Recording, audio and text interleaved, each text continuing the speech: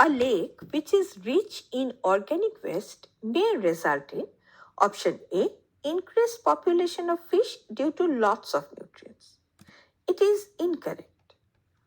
Now, organic waste initially provide nutrient, but the resulting algal bloom and the subsequent oxygen depletion due to eutrophication harm the fish population. Option B, mortality of fish due to lack of oxygen.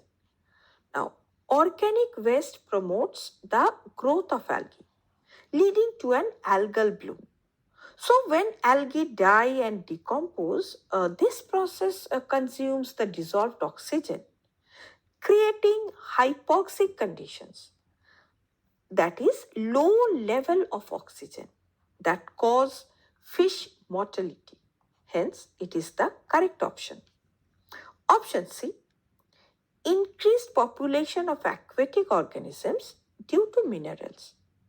Now, although minerals might support certain aquatic life forms initially, but oxygen depletion due to organic waste eventually reduces the overall aquatic biodiversity.